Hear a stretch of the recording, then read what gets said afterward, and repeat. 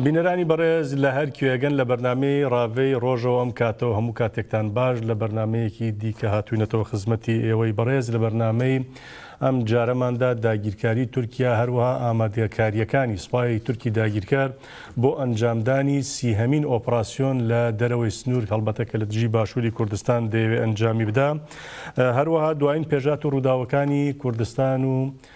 تورکیا دەخینە بەر باس و گفتوگۆ گۆشەگیری سەختی سەر ڕێبەری گەلی کورد عەبدوڵڵاجان بژارێکی دیکە دەبێ. هەروەها ئاشتیخوازی ئۆجەلان و شەڕەنگێزی ئەردوغان گفتوگۆی لەسەر دەکرێت ئەگەر هەڵبەتە کادما بە گشتی دۆخی باشووری کوردستان هەروە ئەو ناڕەزایەتیە جەماوەرانەی کە لە باشووری عێراقین گفتوگۆیان لەسەر دەکەین شرۆڤیان بۆ دەکەین. ئەمانەش لەگەڵ بەڕێز حەمەدەمین پێنجوێنی سیاسەتمەداری گەلەکەمان دەخینە بەر گفتوگۆ و داوتێکردن سەرەتا بە ناوی خۆمان و بە ناوی ئەوەی بەڕێزیشەوە بە خێراتنی زۆری بەڕێزیان دەکەین. زۆر بەخێر دەکەین لە باشوورەوە هەتا ئێرە زۆر بەخێر بن. بەڕێز حەمەدەمین دۆسیەکمان هەیە لەسەر ئامادەکاری ڕژێمی تورکیا بۆ ئەنجامدانی ئۆپراسیۆنی دەرەوەی سنوور کە دەبێتە سیهەمین ئۆپراسیۆن ئەڵبەتە 29 ئەنجامداوە 29 تا ئێستا ئەنجامێکی بەدەست نەخستووە. ئەم جارە بانگەشە دەکەن دەڵێن دەچینە قەندین دەگرین پەکەکە پاکتاوتەکەین با ئەو دۆسیە ببین پاشان دێمەوە خزمەتی بەڕێزت ئەم مژارە پێکەوە تاوتوێ دەکەین. بەڵێ بینەرانی بەڕێز لەم چوارچێوەدا دۆسیەکمان هەیە با بزانین ئەم ئۆپراسیۆنە کە دەوڵەتی تورکیا بانگەشەی بۆ دەکات چۆن ئەنجامی دەداوە تا چەندەش سەرکەوتوو دەبێت. ڕژێمە داگیرکەرەکەی تورکیا لە دژی تەفگەری ئازادی کورد و پارتی کرێکارانی کوردستان پەکەکە دەیان ساڵە لە شەڕێکی نابەرامبەردایە و گوایە بۆ لەناوبردننی ئەو تەفگەرە و پەکەکە 29 ئۆپەراسیۆنی سەربازی لە دەرەوەی سنوور ئەنجام داوە. لەو ئۆپەراسیۆنانەدا ئەرتەشی تورکیا وێڕای دەیان هەزار سەرباز و ئەندامانی تیمی تایبەت و هەزاران جاش پێشکەوتوترین چەک و تەکنەلۆژیای شەڕ و تانک و زریپۆش و تۆپ و هەلیکۆپتەر و فڕۆکەی جەنگی بەکارهێناوە. بەڵام ئەنجامێکی بەدەست نەخستووە و بەشیان تەنها شکست و پاشەکشێ بووە. سەرەڕای ئەمەش لە ئێستادا دەسەڵاتە تاگرەوەکەی ئەردۆغان و سوپا داگیرکەرەکەی بە هاوکاری پارتی دیموکراتی کوردستان ئامادەکاری بۆ ئەنجامدانی سیهەمین ئۆپەراسیۆن لە دەرەوەی سنوور دەکات. لەو چوارچێوێژدا سوپای تورکیا لە 14 کانونی یەکەمی 2017 هێرشێکی داگیرکەری بۆ سەر برادۆست و خواکوڕک دەست پێکردووە و لە 11 ئاداری ئەم ساڵیشدا هێرشەکانی بەرفراوانتر کردووە و لە سنوورێکی فراواندا بە هاوکاری پارتی هێزەکانی جێگیر کردووە و دەیەوێت داگیرکەریەکەی بکاتە هەمیشەیی. ئامانجی ئەمجارەی دەوڵەتی تورکیا لە ئەنجامدانی سیهەمین ئۆپەراسیۆندا بە حسابی خۆیان هێرشێکی بەرفراوان بۆ سەر قەندیل و داگیرکردنی و دەرەنجام لە ناوبردننی پەکەکەیە. بۆ ئەوەش سوپای تورکیا بە هاوکاری بەردەوام و هەمیشەیی پارتی دیموکراتی کوردستانی عێراق و داعش و بەرەی نوسرەوە ئەڵقاعیدە و هێزە سەربازی و سیخوڕیەکانی خۆی لە هەموو ناوچە استراتیژیەکانی باشووری کوردستان پشەستورە و هاوکات دەیان بنکە و بارگای سەربازی و سیخوڕی لە باشووری کوردستان دروست کردووە و لەوێوە ئۆپەراسیۆن و هێرشە سەربازیەکانی ئاراستە دەکات. لە بەرامبەر هەموو ئەمانەدا گەریلاکانی هێزەکانی پاراستنی گەل هەپەگە و ژنە گەریلاکانی ێژاستار بابەرخودانێکی کەموێنەوە ڕوبەڕووی سوپا داگیرکەرەکەی تورکیا و تاقمەچەتەکانی بوونەتەوە و تا ئێستا لە برادۆست و بارزان و سیدەکان و ناوچەکانی دیکە گورزی زۆر قورسیان لێداون و لە ئاکامی ئەوەشدا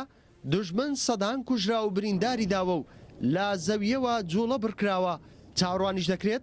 لا چوارچەوەی بەرخودانی قارەمانیەتی کە گەریلاکان تا ئێستا نواندویانە وەک 29هەمین ئۆپەراسیۆنەکانی دیکە ئەمجارەشیان سیهەمین ئۆپەراسیۆنی تورکیا شکست پێ بهێنێت و شکستەکەشی لەوانەی پێشووتر مەزنتر و ئابروبەرانەتر بێت. ئەمڕۆژ ناوەندی ڕاگەیاندنی هێزەکانی پاراستنی گەل هەپەگە لا ڕاگەیەندراوێکدا ئاشکرای کردووە گەریلاکانی هەپەگە و ێژاستار لا زنجیرە چالاکیەکی نوێدا لاگردی لیلکانی سەر بە دەڤەری برادۆستی باشووری کوردستان شەمزینان و چەلەی سەر بە جۆلەمێرگ و بازیدی سەر بە ئاگری لە باکووری کوردستان گورزی زۆر قورسیان لە سوپای تورکیا داوە و بەهۆیانەوە 35 سەرباز کوژراون و ژمارەیەکی دیکەش بریندار بوون.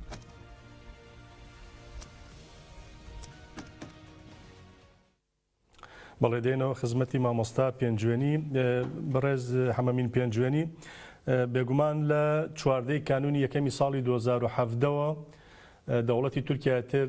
لە برادۆست و سیدەکان و ئەوانە دەستی بە ئۆپراسیۆن کردو ئەلبەتە لە 11 ئاداری 2010 ئەم ساڵیشەوە ئیتر بە فراوانتر و چرتر و بە بێپەرواتر و بێباکانەتر درێژە بەو داگیرکاریە دەدا. ئێستاش دەنگۆی ئەوە هەیە کە ئۆپراسیۆنی سیهەمینی دەرەوەی سنوور ئەنجام دەدرێ. پێ وایە هەموو ئەمانە چ خوێندنەوەیەکیان بۆ دەکرێەوە پێشە دوایە تا چەندە سەرکەوتوو دەبن. ئایا ئەو 29 ئۆپراسیۆنی دیکە ئەنجامدران سەرکەوتنیان بەدەستنێنا وەک بانگەشەی بۆ دەکەن ڕژێمی تورکیا دەڵێن ئەمەیان جیاوازتر دەبێت، ئایا ئەمیش ئەنجامێ بەدەست دەخات؟ بە باوەڕی من وەکو خۆشتێ وتت ئەمە سیەم ئۆپراسیۆنە سیەم شەڕە کە سیهەمین شەڕە کە دەوڵەتی تورک لەگەڵ پەکەکە و لەگەڵ گرێلە و لەگەڵ میلەتی کوردەیکا و سەرکەوتوو نەبووە. هێزی تورکی دەمێکەیە لە باشوورن، بەشێکی زۆری باشووری کوردستان داگیرکراوە لەلایەن ئەوانەوە. ڕێز وزرای پێشووی تورکی بڵێن یەڵدرم وتی لە کۆنگرەیەکە کە 11 معسکەر و 11 ئۆردوگای جێیشی تورکی لە شیمالی عێراق وەکو خۆیان ئەڵێن هەیە، کۆزای عێراق هەمیشە دەڵێن بەڵێ، و چەندەها معسکەری متەنەقیلیان هەیە جگە لەوانی کە سابیتن. ئەم هەموو ئۆرد و عسکەری هەیەە چەندەها جار هەوڵیان داوە ئەو چیانە داگیر بکەن، هەتا ئێستا ئەوەی ئەوان کردبێتیان هەندێک تەپۆڵکە و گردۆڵکەیە لە ناوچەی سیدەکان بەرزایی گرتویانە. ئەمە بەنسبەت ئۆپراسیۆنی ئەوان. ئەم ئۆپراسیۆنی سێم ئۆپراسیۆن کە ئەوان ناویان ناوەوە ئەیان نەوێ قەندیل بگرن، قەندیل شاخێک نییە، دۆڵێک نییە، نەواڵێک نییە بچن بیگرن. قەندیل وەکو من لە تەلەڤیزیۆنەکانی باشووری ژوتومە بە ئۆردووی بە جێشی تورکی و ئۆردووی گەورە نەبێ داگیر ناکرێ. قەندیل سیلسیلەچیایەکە. لە پاشەوە گرێلەی پەکەکە هەر لە قەندیل نییە، گرێلەی پەکەکە لە چیاکانی زاگرۆزە، لە خواکوورکە، لە قەندیلە، لە داڵەوەیە، لە شاهۆیە، ئەوانە هەمووی شەڕوان و گریلە و فیدایی کوردی بەسەرۆیە. ئەوانە بەجێشی تورکی داگیر ناکرێ. ئەگەر مبالەغە نەبێ من جارێوتم لە تەلەڤیزیۆنی NRT لە باشتروتم بەجێشی ناتۆی بە سوپای ناتۆیش بێنێ ناتوانێت هەموو قەندیل داگیرکە. وفیان ئێستش نە ئەوە توانێت هەموو سوپای ناتۆ بێنێن، نا بەهێزی ئەسکەری تورکی ئەو ناوچە داگیرەکرێت، ناوچەیەکی عاسیە، شاخە، دۆڵە، نەواڵە. دوای ئەوە پەکەکە شەڕی پارتیزانیەکە لە جەبهەیەکە نەوەستاوە.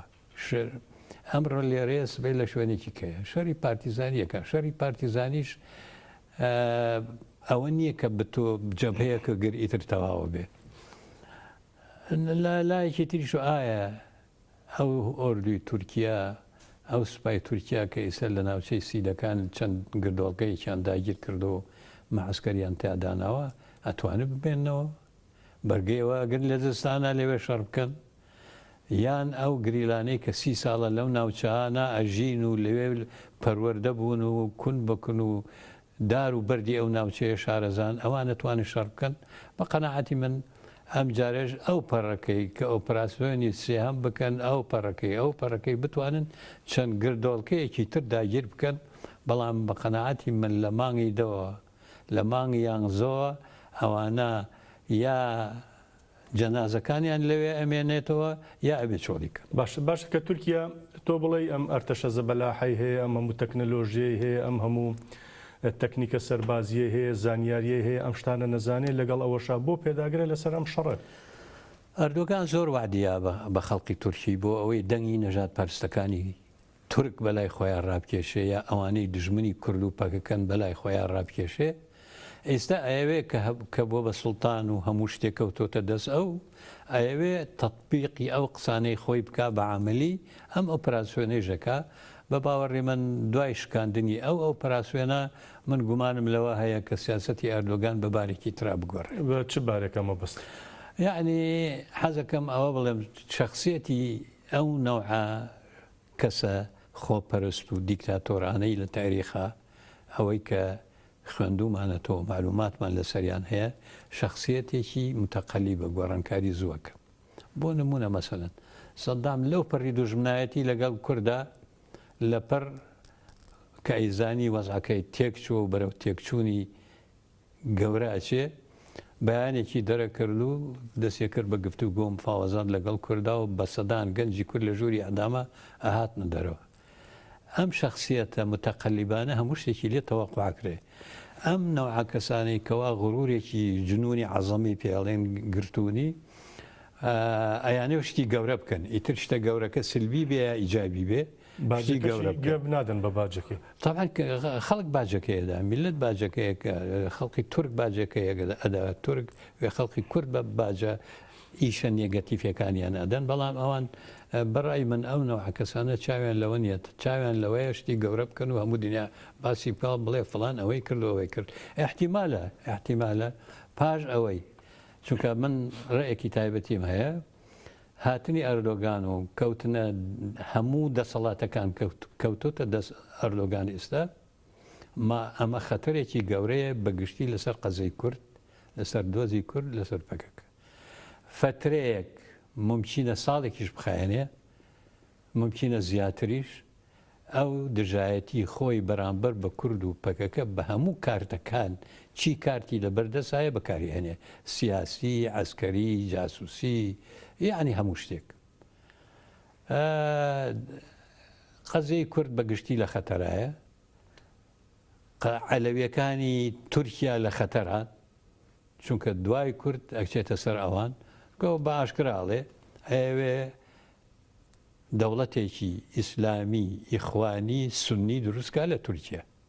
ئەوەی کە بە خەتەری بزانێ یەکەم کووردە دووەمە عەلەویەکانن کوردیش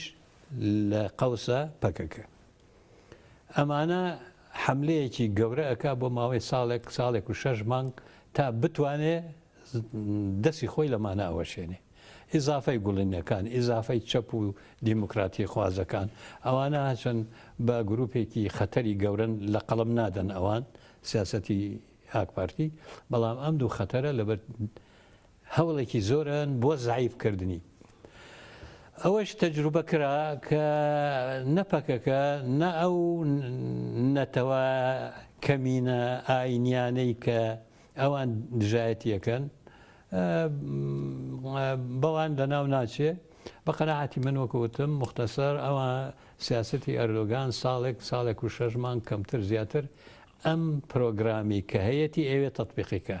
ئەگەر بۆی تەطبیق نەکرا و تووشی کاردانەوەیەکی گەورەی میلی بوو لە ناو تورکیا و وەزعی جیهانی و ئیقلیمی لە مەسلحەتی نەبوو بە دەرەجەی 120 ئەگەڕێتەوە بەلای ممکنە پرۆسی بەلای کرانەوە بەرامبەر بە عەلەویەکان کرانەوە حتا بە تەوەقع بکە بەرامبەر گوڵنیەکان چونکە ئەوەیەوە بمێنێتەوە بە چ شکلێک بمێنێتەوە ئەو ئیشەکە ئەبوو پێتان وایە ئەم ئۆپراسیۆنە کە ئەنجام بدرێت سیهەمین ئۆپراسیۆنی دەرەوەی سنوور یەکلایکەرەوە دەبێت بە قەناعەتی ئەگەر سەرکەوە گەر بن وەکووتیشم دوای ئەو فترە زەمانیەی کە ئەوان دایان ناو بۆ محارەبەی نەیارەکانیان بە کورد و عەلەوی و گوڵەنی و چەپەکانی ناو تورکیا ئەم حەملەوە هێرشە لەسەر ئەوانەکەن کە لەمانە ناومێت بوو ئەنجا گەڕێتەوە بەلای یەکێتی نیشتیمانی و یەکێتی میلی و یەکێتی ناوخۆی تورکیا بە قەناعەتی من وەکووتم گەڕانەوە لەبەر ئەو جۆرە کەسانە زۆر ئاسانە مناوەرەکردن یان گۆڕینی سیاست لە ئانوساعاتێکە بەلای ئەوانەوە احتیادی زۆر باشە من مژارێکی ترمانەیە ئەڵبەتە لە ناو ئەو مژارەدا چەندین مژاری دیکەش هەیە وەکو بەڕێزیشتان ئاگادارن 3 ساڵ بەر لە ئێستا لە ڕۆژێکی وەکو ئەمڕۆدا ئیتر دەوڵەتی تورکیا هەموو دەرگاکانی داخست شەڕێکی بەرفراوانی ڕاگەیان ئەو شەڕە هەڵبەتە لە دواتردا وێرانکردنی 12 شاری لە شار و ناوچەی باکووری کوردستانی لێکەوتەوە کۆمەڵکوژی سەدان کەسی بەدوادات هاوکات لەگەڵ ئەمانەشدا ئەو نەخشەڕەیەی کە ڕێبەری گەلی کورد عەبدوڵڵا ئۆجەلان بۆ چارەسەری دابوو ئەویشی لەبار برد هاوکات لەگەڵەوەشدا بەوەش بەسەندەی نەکرد لەوەش زیاتر چوو گۆشەگیریەکی زۆر قورسی بەسەر ئۆجەلاندا لە ئیمرالی سەپاند ئەم راپۆرتەمان هەیە پاشان لە دوتوێ ئەو راپۆرتەدا کۆمەڵێک پرسیار هەن کە لە بەڕێستی بکەم. بەڵێ بینەرانی بەڕێزم راپۆرتە ببینین پاشان دێنەوە خزمەتی میوانی بەڕێزی بەرنامە.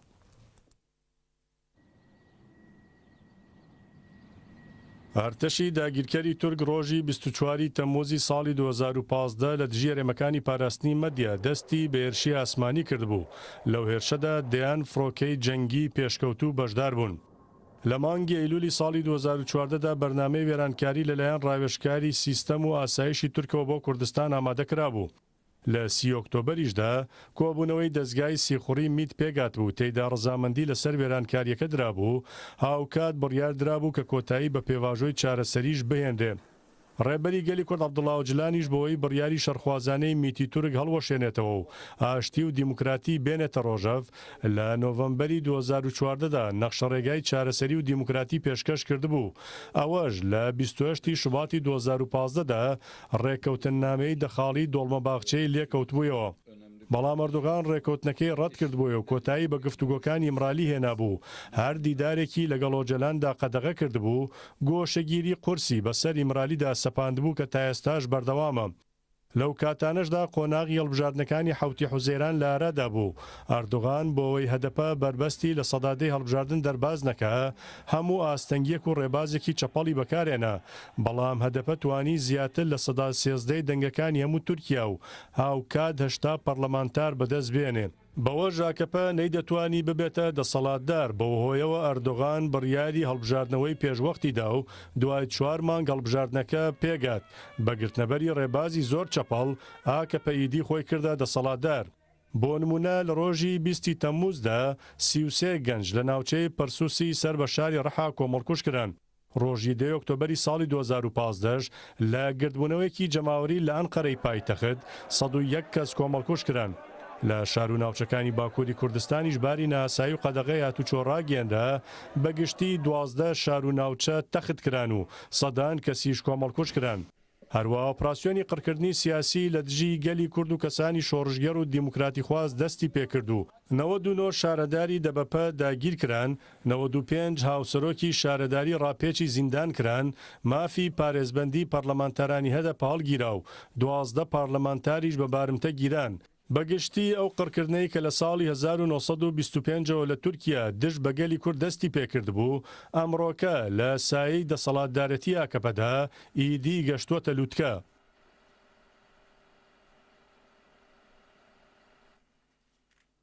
بەڵێ بەڕێز حەمەمین پێنجوێنی ئاماژەت بۆ دایتر خۆی بۆتە سوڵتان و هەموو دەسەڵاتەکانی گرتووەتە دەست ئەردۆغان. هەڵبەتە لەم بارودۆخەدا مرۆڤ دەپرسێ لە نێوان شەڕخوازی ئاکەپە و ئەردۆغاندا و لە نێوان ئاشتیخوازی ئۆجەلاندا لە ئیمرالی تورکیا بەرەو کوێ دەڕوە؟ وەکو باسم کرد تورکیا بۆ ماوەیەک زەمانێک لە چەند ساڵێکە ئەو سیاسەتە دیکتاتۆریە فەردیە تاکە کەسیەی کە گرتوێتە بەر پێڕەویەک. ئەگەر بەرامبەر لەم زەمەنە لەم چەند ساڵە یا لەم ساڵ و نیوە ئەگەر کاردانەوەی میلی ناو تورکیا نەبوو، چونکە ئێستا میلەتی تورک کراون بە دوو بەشەوە، هەموو تورکیا بە کورد و تورک و غێرە نەتەوەکانی تریشەوە دوو بەشن. خۆ لە هەڵبژاردنەکانی یەکەم و دووهەمی ئەردۆگانە دەرکەوت، جاری پێش و 51 بە 49 بوو، ئەم جارە 52 بە 48. یعنی سەرڕای ئەو هەموو زەخت و گرتن و ڕاست دیکتاتۆریە و زەخت و زۆرەی کە لەسەر خەڵقی تورکیا هەیە هێشتا بەش نیوەی میلەتی تورک لەگەڵ ئەردۆگان نییە. ئەگەر ئەم جانبەی تر ئەم لایەنەی تر کە وەکو ئۆپۆزیسیۆن یان بڵێن دژە ئەردۆگان زیاتر بێ، ممکنە کاردانەوەی ناوە بێ، ممکنە لەم ساڵانی کە ئەو حکوومەکە بەم دیکتاتۆریە ممکنە ئەلبەتە لە بیریشمان نەچێت بارودۆخی ئابووریش زۆر خراپ، میلەت هەڵبسێ. جگە لەوە بارودۆخی ئابووری زۆر خراپە.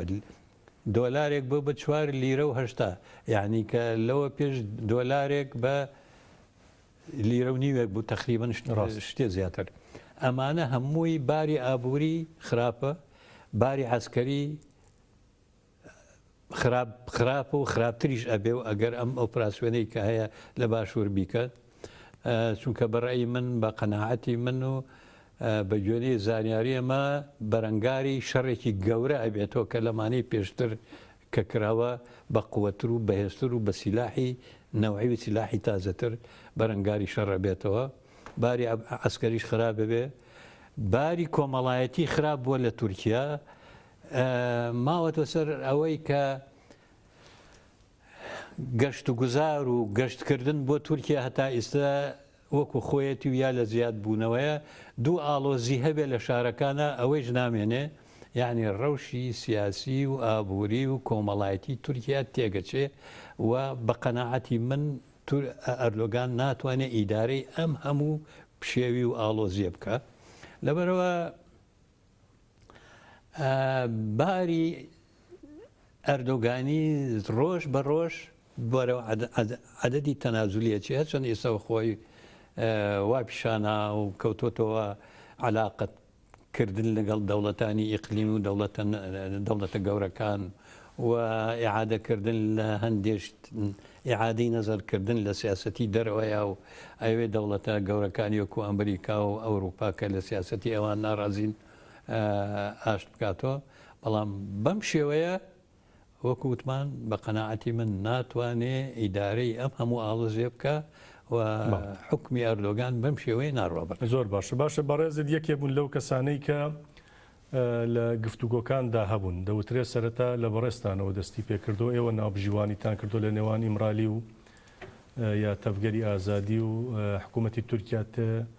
هیچ پەیوەندیەکی دیکە لە دوای ئەو سێ ساڵەی کێسا ئاماژەمان پێدا کۆتایی بە گفتوگۆکان هێنرا شتێکی دیکە پەیوەندیەکی دیکە هەبووە لە نێواندا بەڕێز داگادار کراویتەوە یا لایەنێک لەم دوولایەنە لە تەفگەری ئازادی و لە حکوومەتی تورکیا پەیوەندیان بە بەڕێستەوە کردو بۆ ناوبژیوان نا بەڕسمی شتێکی وانە بووە ڕاستە ئێمە لە بیدایەتە لە سەرەتا ئێمە دەستمان پێکرد بە ئەوەی ژەڵم بۆ تاریخ مامجللا ڕۆڵێکی باشی بینی ڕۆحی شاد بێ کاگنەچیر بەرزانی ڕۆڵێکی باشی بینی لە دوایەوەی کە مامجللا تووشی نەخۆشی و حاڵەتانە بوو پرۆسی ئاشتی گەیشتە سەر ئەو مەرحەلەیە کە چونکە هەواڵانی قەندیل کە منە چوون بۆ لایەنەوە چوون بۆ تورکیاوە چوون بۆ لای ئەوان ئیسراریانە کرد کە ئەبێت دەوڵەتی تورک گفتوگۆ لەگەڵ قەندیل نەکە لەگەڵ ئیمرالی بکە ئەو وەختە مەسوولەکانی تورکیا کە منە ئەم بینین ئەیان و ئێمە لە ترسی عسکەر ناتوانین مباشر لەگەڵ بەڕێز وەجەلان گفتوگۆ بکەین لەگەڵ قەندیلانیکەین بەنهێنی تاوەکو خۆمان بە قووتەکەین فعلەن لە ماوەی چونکە دوسێ ساڵی خایەن ئەو هاتووچێ لەو ماوەیە ئەردوگان خۆی بە قووت کرد و کە هەیئەتی هەدەپە ئەحمەد تورک و دوایی سوری و سەلاحەدین و پەروین بۆڵدان و ئەمانە کەوتنە هاتوو چوون بۆ ئیمرالی ئیتر هەواڵان بە منیان وت مامجللا جوتی ئیتر هینی ئێمە ڕۆڵی ئێمە تەواو بوو ئەوان خۆیان کەوتونەتە گفتوگۆ ئەوە ممکنە ئەنجامێکی ببێ حەزەکەم ئەوە بڵێم ئەو وەختەی کە منە چووم 6 گریلە لە چیاوە بەجلی گریلە و بە سیلاح و هاتن خۆیان تەسلیم کردووەکو حسن نیەت کە ئێمە ئامادەین لەگەڵ ئێوە ئەوە هاتوین گفتوگۆ بکەین شتێکی ڕەمزی بوو وەکو بڵێم پەیامنێری ئاشتی هاتن میلەت چوون نزیکەی 1 ملیۆن کەس چوو بۆ سلۆپی بە پێشوازی ئەوانەوە ئەوە ئەردۆگان ترسالەوە من جاری دووەم کە چوومەوە پێم وتن وتیان ئەردۆگان ئەڵێ ئەمە 6 کەسی نۆرمال هاتوون ملیۆنێک کورد چوودە پێشوازیان ئەگەر مراد قەرایەڵان و جەمیل بایەک بێنەوە معناوەیە هەموو کورد و تورگەچێتە پێشوازیان ئەوە حساسەتێکیان وەرگرت ترسان کە مەسەلەکەیان بە تەواوەتی لە دەست دەربچێ هەڵوێستێکیان وەگرت ئیتر سیاسەتی ئێمە سیاسەتی کوردی ژیانی وردبینی زۆر وردبین نەبوون لە تەقیمکردنی سیاسەتی ئەردۆگان و عەقڵیەتی ئەردۆگان و خۆ بە زلزانینی ئەردۆگانە ئەوەش جانبێکی ترە پرۆسەی ئاشتی تێک چوو و لەوەیش بوو کە ئەردۆگان ترسا پەنای بر بۆ هەدەپە لە پێشان نەیانویست عەفو بۆ مەهەپە و لەگەڵ مەهەپە هاوپەیمانی چێ بکەن لەوە پێشویستیان لەگەڵ هەدەپ بیکەن ئەوە بۆ برادران زۆر نەچوونە پێشەوە هەدەپ ئیتر ئەنجا استیخباراتی تورک و دەستگا دژە کوردەکان کە لە ناو دەوڵەتی تورکیا هەیە و لەسەر و هەمویانەوە حیزبی مەهەپە و حتا جەهەپەیش تا ڕادەیەک کەوتنە پیلان و دژایەتی کردن و هاندانی ئەردۆگان بۆ تێکدانی پرۆسەی ئاشتی و پرۆسەی ئاشتی تێکچوو بەم دەردەی کە بەم وەزعی کە ئێستای بینین بە قەناعەتی من ئەمە قسەی خۆمە لەسەر کەس نەکەوێ ئەگەر ئەردۆگان وەکوتم لەم حەملانەی کە ئیکا لەسەر کورد و عەلەوی و چەپ و دیموکراتی خوازەکانی تورکیا سەرکەوتوو نەبوو جارێکی تر پەنا بۆ پرۆسەی ئاشتیەوە بەڵام پێ دوانێ دیسانەوە تاکتیکی بێ ینی بۆ نمونە دڵخواز نەبێت لە چارەسەری و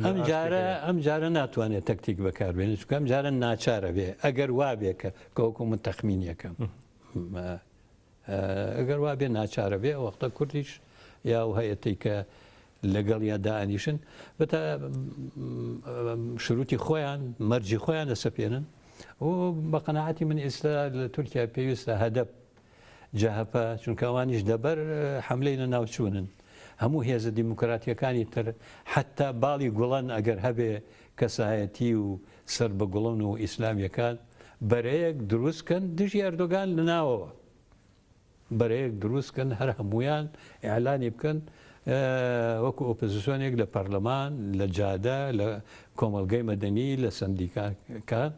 ئەم بەرەیە خەباتی سیاسی مەدەنی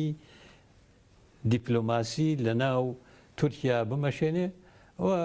ئەتوانن حەدێک ستۆپێک بۆ ئەردۆگاندا زۆر باش ئەڵبەتە زۆر جارباز دەکرا حەمەمین پێنجوێنی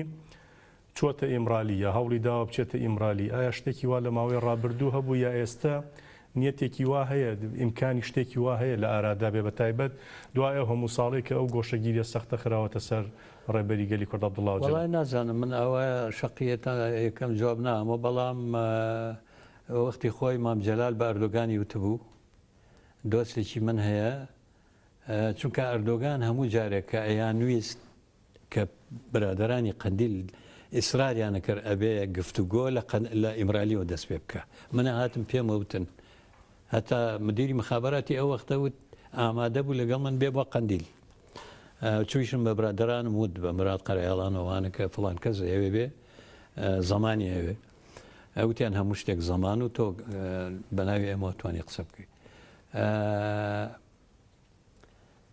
ئێستا احتیمال هەیە یعنی وەکو وتم ئەگەر شکستی هێنا پەنابەن بۆ هەموو جارێکی احتیمالە پەیوەندیت پێوە بکەنەوە نازانم یعنی ئێستا خەڵک زۆر ئێستا هەدەپە هەیە بۆ ئێستا هەدەپە هەیە و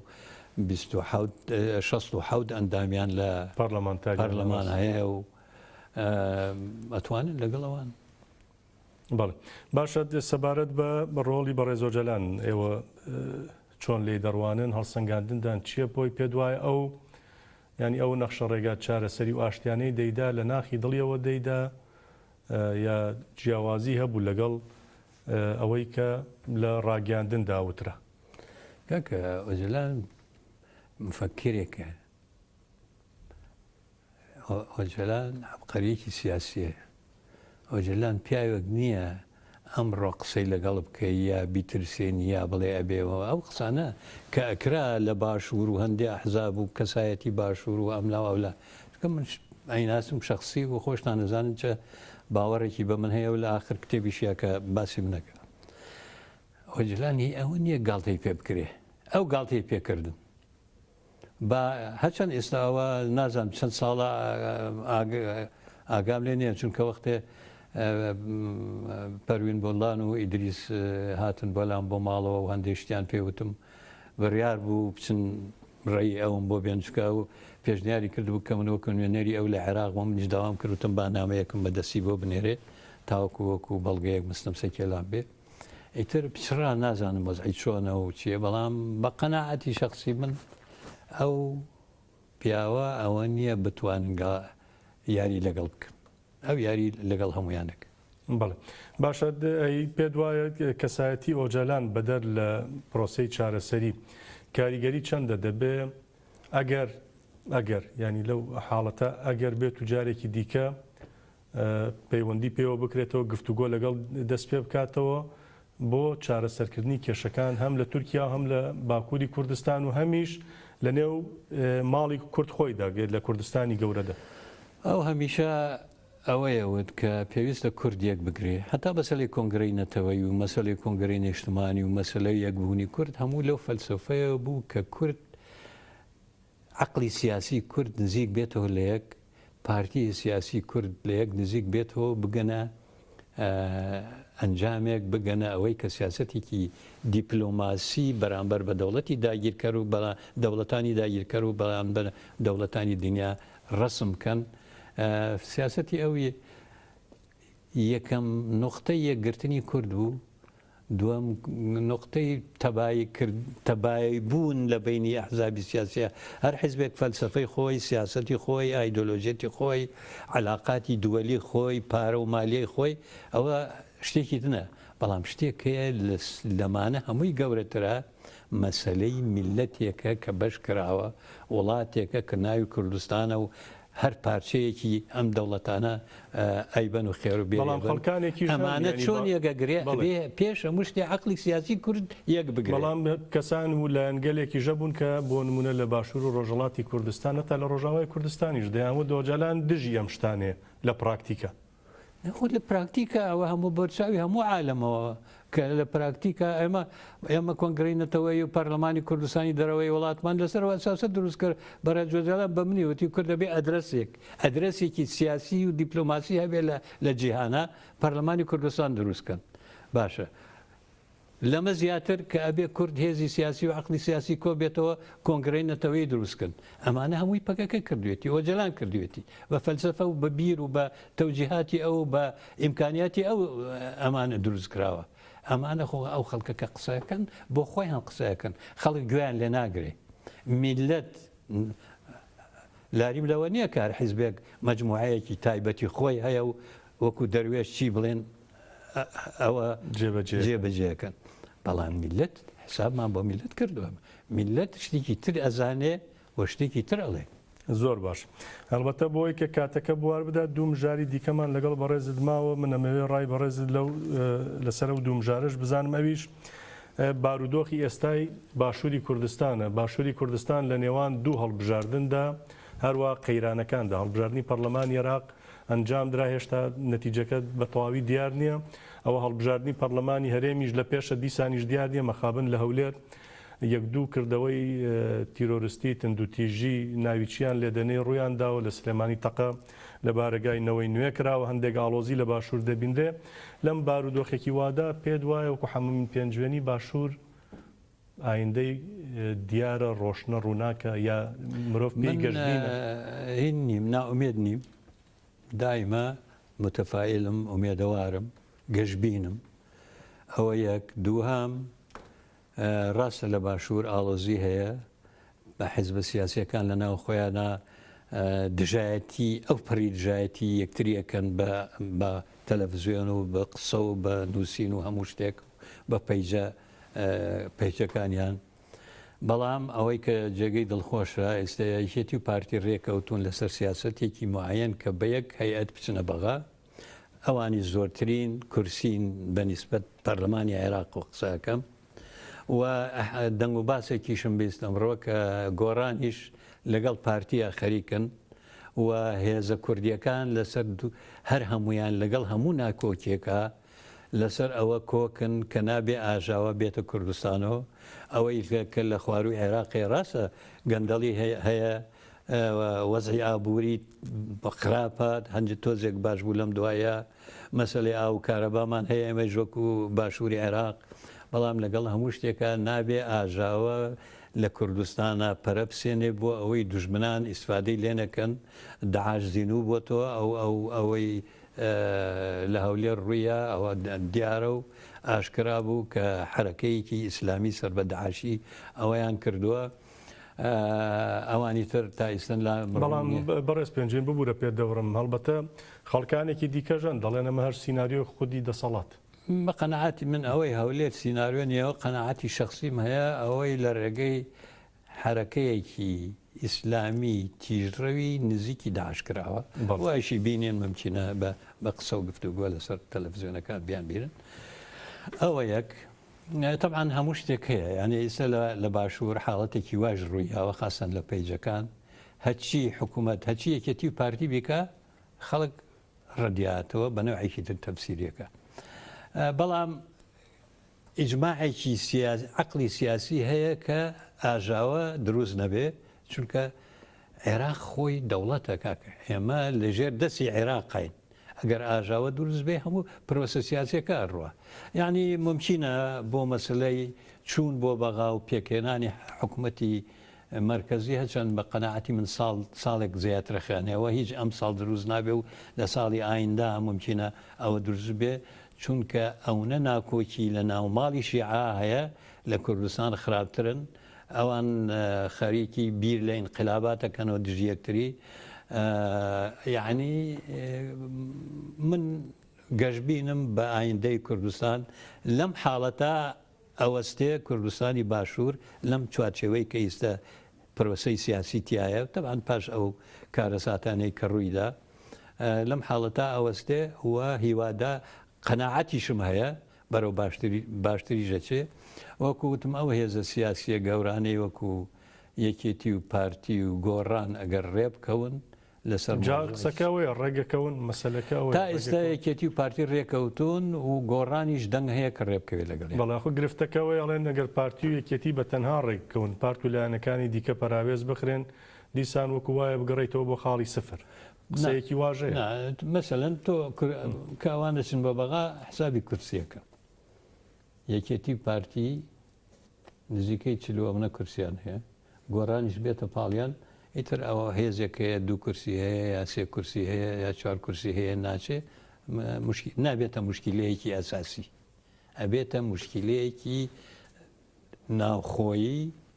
ئەکەونە دژایەتی ئەکەونە تەعەن لێدانیان لەو پرۆگرامە بەڵام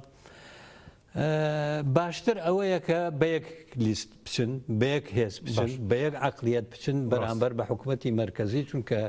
چەند خاڵێکی ئەساسیمان هەیە لەگەڵ حکوومەتی مەرکەزیە کە لە دەستورە هەیە تا ئێستا ئەوان جێبەجێیان نەکردووە وەکومانی 140 وەکو ئەو ناوچانەی کە دابراون ئێمە ئەڵێن ناوچە ناکۆکەکان وەکو ئەو کارەساتی کە لە کەرکووک ڕوویە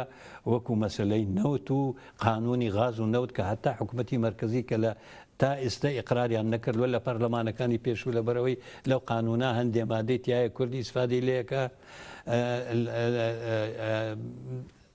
ئەگەر کورد بە یەک دەنگ بچن ممکنە بتوانن زەختێ بخەنە سەر حکوومەتی مەرکەزی و پەرلەمانی مەرکەزی چونکە ئەوان تەبانین بڵاون جگە لە ناکۆکی بینی شیعە و سوننە ناکۆکی شیعە و شیعە هەیە ناکۆکی شیعە و شیعە زۆرە ناکۆکی شیعە و شیعە گەشتوتە دەرەجەیەک وەکوتم بیر لە ئینقلابات و تەسفیەکردنی یەکتریەکەنەوە لە بەسرە جگە لەو مزاهراتانەی کە ئەکرا و داوای باری ئابووری و کارەبا و ئاوەکرا ئێستا خەڵک هاتووەتە سەر جاوا داواکەن ئیقلیمێکی تایبەتی بۆ بەسرە و ناسریە و چەند سێ محافەزە ببن بە یەک و ئیقلیمێکی سەربەخۆ دروستکەن وەکو کوردستان هەرێمی کوردستان ئەگەر ئەو هەرێمە دروستکەن ئەمەش ئەبێت بە سەنەدێک بۆ هەرێمی کوردستان لە حەقیقەتە دوایەوە خلافێکی ئەساسی هەیە ئێران دەسەڵاتێکی زۆری لە ناو عێراقا هەیە سوپای عێراق زۆربەی بوون بە پازدار و جێشی پازداری ئێرانی قاسمی سلێمانی ئیدارەیانەکە معاشیان بە تایبەتی بۆیە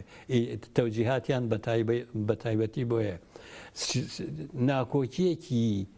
بنەڕەتی و ئەساسی لە بینی شیعای عێراق و شیعای ئێران هەیە شیعای عێراق عایدی مەرجعیەتی سیستانین بەڕێز سەماحەتی سیستانی شیعای ئێران عایدی مەرجعیەتی قومن ئەم دوو مەرجعیە لە بینی خۆیان ڕێک نین لەسەر خاڵێک لەسەر ویلایەتی فەقێ فەلسفەی ویلایەتی فەقێ لەسەر ئەوە ڕێک نین کە ویلایەتی فەقێ یعنی ئەو کەسی کە ئەبێ بە سەرۆک و نوێنەری ئیلاهە لەسەر ئەرز لەسەر ئەمە ڕێک نین مەرجەعیەتی عێراق داوایەکە داواکە حکوومەتێک دروست بێ زیاتر مەدەنی بێ حەق و حقوقی پێکات و نەتەوەکانی تر بە ئەوەش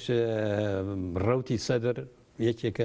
لەوەی کە تەمسیلی ئەوەکە ئەم هەموو ناکۆکیانە لە عێراق هەیە لەم فرسەتە ئەگەر کوردێک بن ئەتوانین ئەو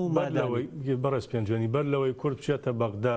بە یەکگرتووی پێویست ناکات لە نێو ماڵی خۆی یەک بخە کێشەکانی خۆی تا ڕادەیەک چارەسەر بکە ئەوە تەبعاً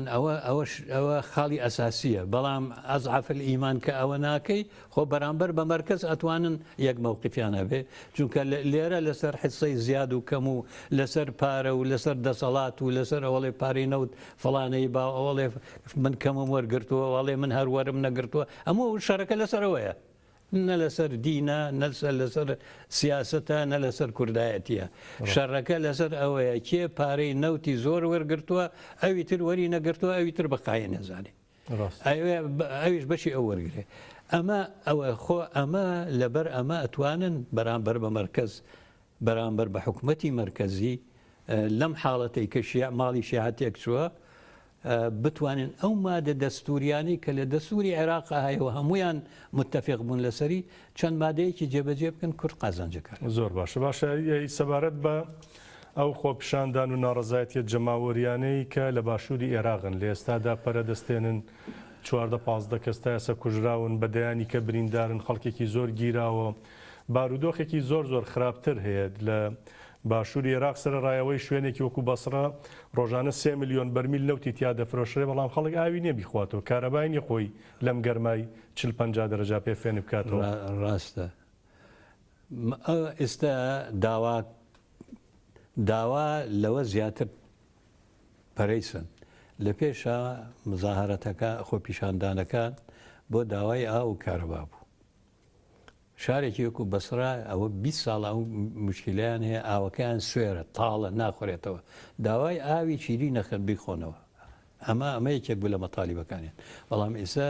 داواکاریەکانیان گۆڕا داوای ئیقلیمەکەن داوای جیابوونەوە لە مەرکەزەکەن داواکەن نەوتی منتیقەی بەسرا کە زۆرترین نەوت لە بەسرا و عیمارەیە لە باشووری عێراق خۆیان ئیدارەی بکەن و پارەکەی سرف کرێ بۆ خەڵقی منتیقەکە و ئەوەی زیاد بوو بیان بە مەرکەز ئەمە لە قانونی فیدرالیشە هەیە و کورد کە دەستی گر بەسەر بیرە نەوتەکانیان لەسەر ئەو مادەیە ئەو منتیقە ئیدارەی ئیقلیمەکە حکوومەکە لەمە دووە یعنی لەو زمانەوە کە ئەعلانی ئیقلیم کراوە بتوانن خۆیان ئیدارەی سەرواتی ژێر ئەرزی کە نەوت و غازە بیکەن و ئیسیفادەی لێ بکەن و باقیەکە بدەن بە مەرکەز ئێستا لە بەغا داوا لە عەفو لە باشووری عێراق لە جنوبی عێراق داوای ئەوەکەن داوای خۆیان ئیداری نەوت بکەن داواکەن هێزی عەسکەری لە خۆیان بێ و زۆر سلۆگان و دروشمان بیست کە دژی ئێران لەوێ بەرز بووە و ناکۆکی ئەساسیەکەیش سەر ڕای ئەم ناکۆکیانە ئێستا شەڕی ئەمریکا و ئێرانە لە عێراق ئەمریکا قاسمی سلێمانی ناردووە لەگەڵ عێراقیەکان شەو ڕۆژکۆوە بێتەوە بۆی حکوومەتێکی سەر بە ئێرانی لەو کەسانی کە سەر بە ئێران قاسمی سلێمانی ناردووە ئێران قاسمی سلێمانی ناردووە بەڵێ ڕۆژانە لە بەغایە و لە تارانە و لە بەغایە و لە تارانە و جارجار سەرێکی کوردستانی شدا حکوومەتێک دروستکە زوو دێت ئێتر بە جارجار لە مالیکی و لە عامری و لە هێزی بەدر و ئەمانە کە هەمووی عایدی سوپای پازداران و ئێرانن ئەمریکاش هەمووی اعتیمادی لەسەر عەبادی کردبوو حکوومەتێکی مەدەنی دروستکەن کوردیش و شیعە و هەموو ئەترافەکانی تری تیا بێ و حکوومەتێکی مەدەنی بێ و سەر بە ئەمریکا بێ بە قەنەعەتی من لە مانگی دەیپارەوە لە BBC تورکی ئەمە قسەیەم کردووە ئێستا لێرە دووبارەیەکەم وتم ئەمەی ئەمریکا خەیاڵە ئێران ڕێگە نادا حکوومەتێکی سەر بە ئەمریکی یا مەیالی ئەمریکی دروست بێ و ڕێگەیش بدا ئەمری درێژ نابێ وفعلا ئەوە تا جانبی هەتا ئێستا ئەو ئتیجاهی ئێران زاڵترە بەڵام پێت وایە ئەمریکا ڕێگە بدام جارە حکوومەتێکی بە ئاراستەی ئێران کارکرد دروست ئەوە جگە لەوەی کە ئەمریکا ئیسە سیاسەتی بەرامبەر بە ئێران گۆڕاوە و یان ئێستا شیر و تیر لە یەک دەست شیر و تیر لێگەخەن و موامەرەکەن و ئێستا ئەم سوپای و ئستێخباراتی ئیسرائیل و ئەمریکی کۆبوونەتەوە هەیئەتیان دروست کردووە چۆن لە ئێران بدەن چۆن لە بنکە نەوەویەکانیان بدەن چۆن لە بنکە ساڕوخە بالیستیەکانیان بدەن چۆن لە قیادەی جەشیان بدەن لە ئاسمانەوە بەم قسەی بەڕێزت بێن نیازی ڕوخانی ڕژێمی ئێرانیان نییە تەنها لێدا ئەوان تا ئێستا ئەوەیانەوێ و ئەوەیان تەرح کردووە کە ئەبێ ئێران دەست لە سووریا و عێراق و لەبنان بکێشێتەوە و یارمەتی حوسیەکانیش نەدا ئەگەر ئێران ئەمەی نەکرد ئەگەر ئێران تەنگی هورمزی داخست ئەو وەختە ئەو شتانەی کە وتم لە ئاسمانی ئێرانە جێبەجێەکەن بەڵام ئایا ئێرانش بە قووەتە ئێرانش تەکنۆلۆژیا عسکەری هەیە ئێران سەواریخی هەیە ئایا کی ئەبێ بە قوربانی ئەمە هیوادارین کورد نەبێتە قوربانی بەخوای تر بزانانی چۆن بەڕێ باشە بەڕێز حەمەدەمین پێنجوێنی سیاسەتمەداری گەلەکەمان زۆر سپاس دەکەم کاتی بەرنامەکەم کۆتایی هەست سپاس بۆ شرۆڤە و هەڵسەنگاندەکان سپاس بۆ ئێوەش و سەرکەوتوو بن سەرکەوتوبی زۆر سپاس بینەرانی بەڕێز زۆر سپاسی ئەوەی بەڕێزیش دەکەین کە تام ساتە لەگەڵماندا بوون تا بە یەگەشتنەوەیەکی دیکە هەر شاد و بەختەوەر بن شەو شەوگارێکی خۆشتانە بێت